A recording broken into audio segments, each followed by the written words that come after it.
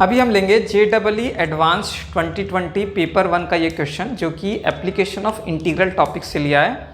और क्वेश्चन क्या है कि let there are two functions f and g जिनके डोमेन और को डोमेन दोनों रियल सेट में आ रहे हैं।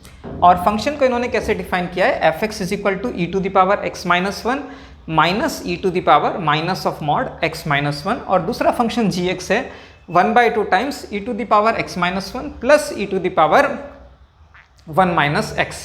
और हमें फाइंड आउट क्या करना है, हमें उस रीजन का एरिया फाइंड आउट करना है जो कि फर्स्ट क्वाड्रेंट में है और fx और gx से बाउंडेड रीजन है with the line x equal to 0।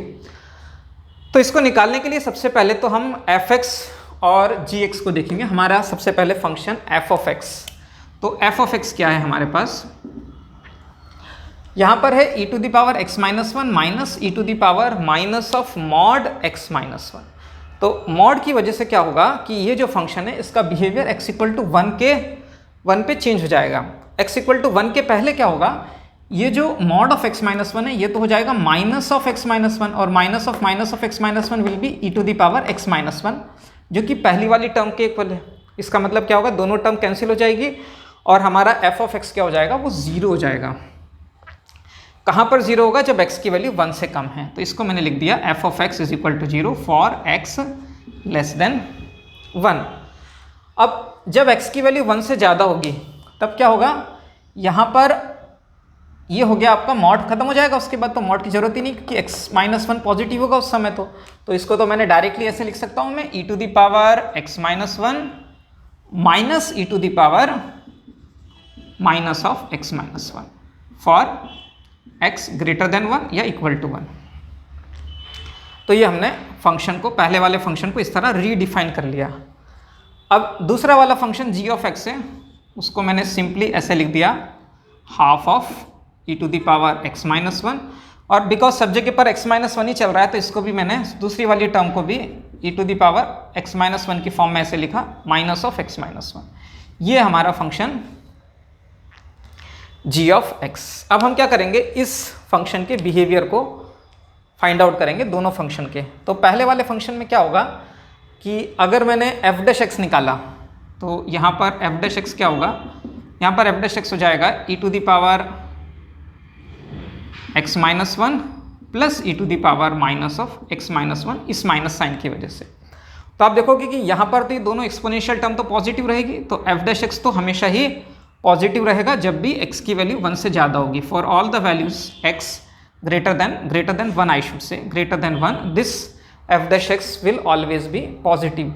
तो ये फंक्शन तो मोनोटोनिकली इंक्रीजिंग फंक्शन होगा फॉर x ग्रेटर देन 1। अब दूसरे वाले फंक्शन पे आ गए, उसका फर्स्ट डेरिवेटिव निकाला मैंने, तो g' क्या हो जाएगा, g' हो गया हमारे पास 1/2 टाइम्स e⁻x-1 माइनस e⁻−(x-1). तो आप देखोगे कि जब x की वैल्यू 1 होगी तो हमारा g' जो है वो 0 हो रहा है। इसका मतलब ये जो फंक्शन है gx, इसके लिए क्रिटिकल पॉइंट हो जाएगा x इक्वल टू 1। और जब 1 के पहले अगर आप देखेंगे तो 1 के पहले ये फंक्शन में e⁻x-1 जो है it will be greater than this value. तो 1 के पहले तो ये फंक्शन एक डिक्रीजिंग फंक्शन होगा और 1 के बाद में क्या हो जाएगा, ये वैल्यू पॉजिटिव हो जाएगी तो ये फंक्शन जो है वो इंक्रीजिंग फंक्शन हो जाएगा। तो अल्टीमेटली जो g' है उसके लिए x इक्वल टू 1 हो जाएगा पॉइंट ऑफ मिनिमा। अब ये सभी इंफॉर्मेशन के बेस पे अब हम दोनों फंक्शन का ग्राफ प्लॉट कर सकते हैं। तो देखिए अभी ग्राफ किस तरह से बनेगा इसका। अगर हम fx की बात करें तो x इक्वल टू 1 के पहले तो ये 0 रहेगा, तो x इक्वल टू 1 मैंने एक लाइन वर्टिकल लाइन बना दी, x इक्वल टू 1, इस लाइन के पहले ये 0 रहेगा। तो 0 मतलब 1 के पहले सभी वैल्यूज पे तो ये 0 है और 1 के बाद जैसे मैंने आपको बताया ये फंक्शन क्या है, ये मोनोटोनिकली इंक्रीजिंग फंक्शन है। तो 1 के बाद मैंने इसको ग्राफ को ऐसे प्लॉट कर दिया, तो ये कंटिन्यूसली इंक्रीजिंग फंक्शन हो रहा है। अब हम gx के ऊपर आ गए। gx में मैंने बताया आपको कि x इक्वल टू 1 पे ये पॉइंट ऑफ मिनिमा होगा और उसके बाद ये फंक्शन इंक्रीज करेगा। तो x इक्वल टू ये 1 तक तो ये नीचे जा रहा है ग्राफ और 1 के बाद ये क्या है, इंक्रीज करने लगा। तो यहाँ पर आप देखोगे कि एक पॉइंट ऑफ इंटरसेक्शन आएगा जिसका x कोऑर्डिनेट हमें फाइंड आउट करना है। और वो कैसे मिलेगा, जहाँ पर ये दोनों कर्व इंटरसेक्ट होंगे वो पॉइंट निकालना है, उस पॉइंट का x कोऑर्डिनेट चाहिए हमको। तो कुछ नहीं, हमें fx इक्वल टू gx इस इक्वेशन को सॉल्व करना है। तो इसको सॉल्व कैसे करेंगे हम, f x equal to g x में एफ एक्स है आपके पास e to the power x minus one minus e to the power minus of x minus one. This will be equal to 1/2 times e to the power x minus one plus e to the power minus of x minus one. अब एक काम करते हैं, 1/2 से हम पूरे को multiply कर देते हैं और ये जो 1/2 e to the power minus x minus one है, ये अगर राइट में आ गया तो दोनों ऐड हो जाएंगे और ये लेफ्ट में जाएगा तो e to the power x minus one into 1 minus 1/2 हो जाएगा. तो e to the power x minus one की टर्म तो हो जाएगी 1/2 times e to the power x minus one, और इसको हमने अगर राइट में शिफ्ट किया तो ये 1 + 1/2 हो जाएगा 3/2 times e to the power minus of x minus one. अब दोनों साइड हमने e to the power x minus one से मल्टीप्लाई किया तो क्या हो जाएगा यहाँ पर e to the power 2 times x minus one will be equal to 3.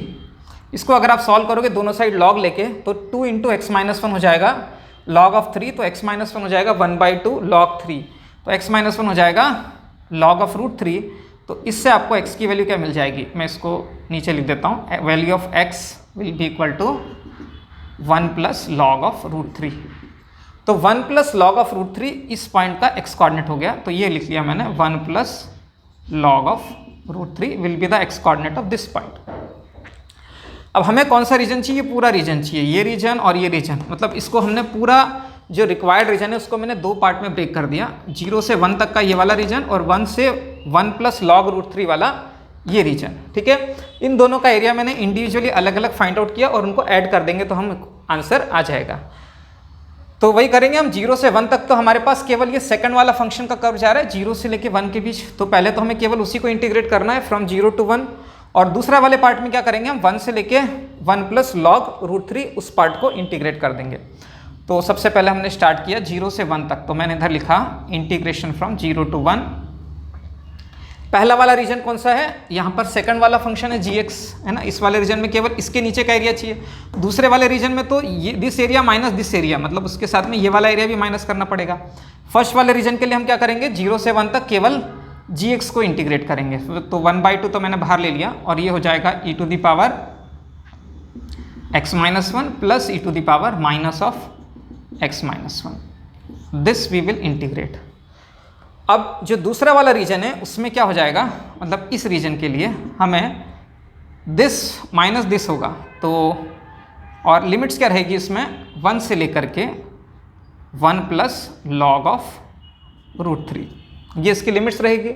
और हमें क्या करना है, इसको इससे माइनस करना है, तो ये क्या है, दिस विल बी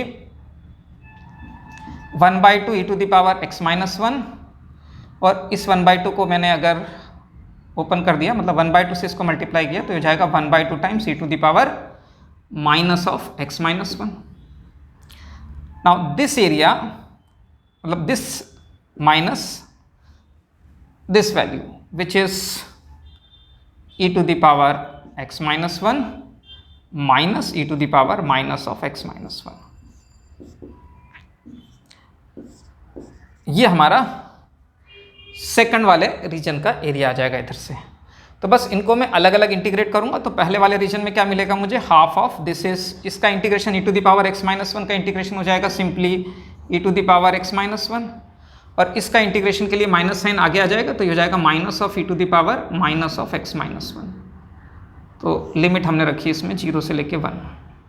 अब हम दूसरे पे आ गए, इसमें देखो क्या होगा, ये 1/2 e to the power x minus one है और यहाँ पर है minus of e to the power x minus one है. ठीक है, तो ये दोनों वैल्यू माइनस हो जाएगी तो ये 1/2 हो जाएगा, और दूसरे वाले के लिए क्या होगा, इधर minus of e to the power minus x minus one plus e to the power minus of x minus one, तो 1/2 + 1 हो जाएगा आपका 3/2. तो इसको मैंने लिख लिया 3/2 times e to the power minus of x minus one, और दिस माइनस दिस, इसमें मैंने माइनस साइन यूज़ किया और ये हो जाएगा 1/2 times e to the power x minus one. तो ये हो गया. और यहाँ पर क्या है, बिकॉज माइनस साइन है तो माइनस साइन की वजह से यहाँ पे जब इंटीग्रेट करेंगे तो इधर मुझे माइनस ऑफ 3/2 लिखना पड़ेगा, क्योंकि ये x माइनस वन का कोफिशिएंट इधर नेगेटिव है. ठीक है, और लिमिट्स क्या रहेगी इसमें 1 से लेके, यहाँ पर हमने लिमिट्स क्या पुट की है, यहाँ पे जो लिमिट होगी वो 1 + लॉग √3 होगी, तो 1 + लॉग √3 इधर हमने लिख दिया. ठीक है, अब बस फाइनली तो हमें वैल्यूज ही सब्स्टिट्यूट करनी है. सबसे पहले x = 1 इसमें रखा तो 1 - 1 0 हो गया, तो इसकी पहली टर्म हो जाएगी 0 और दूसरी टर्म क्या हो जाएगी, यहाँ पर e टू दी पावर 0 -1 मतलब e to the power -1 minus e to the power 1, तो माइनस में हो जाएगा ये e टू दी पावर, पहले लिखा मैंने -1 minus e to the power 1। ये तो पहला वाला इंटीग्रल आ गया, इस वाले इंटीग्रल की वैल्यू। अब दूसरे वाले इंटीग्रल को हम निकालेंगे।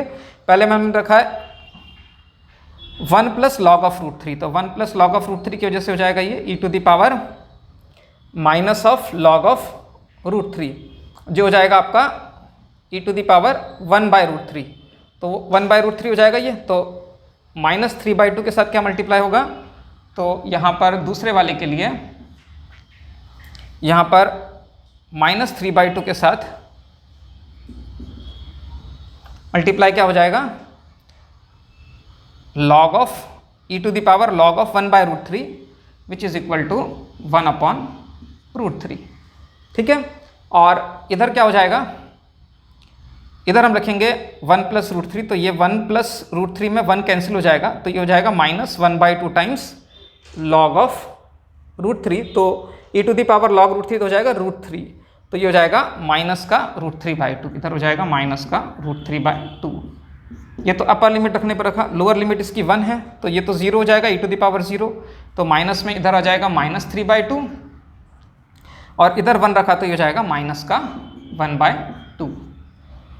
बस अब हमें सिर्फ वैल्यूज़ को पुट करना है। यहाँ पर e टू दी पावर -1 हो गया ये वैल्यू, और यहाँ पर क्या हो जाएगा, ये माइनस का 3√3/2 और -3/2 -4√3/2 हो गया, -4√3/2 मतलब -2√3 हो गया ये वैल्यू।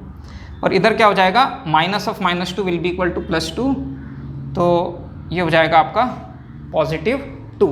ठीक है, तो ये हो जाएगा 2 हो जाएगा इधर से। ठीक है, और यहाँ पर क्या हो जाएगा, ये माइनस का 3√3/2 और 4√3/2 ये मिलके हो जाएगा 2। ठीक है, तो बस यहाँ पर फाइनली हमको क्या मिल जाएगा, इधर से हमको मिलेगा, इनफैक्ट ये जो है √3/2 ही रहेगा, बिकॉज 3/√3 तो √3 रहेगा, इधर केवल सिंगल √3 रहेगा। तो फाइनली बस यही हमारा आंसर आ जाएगा।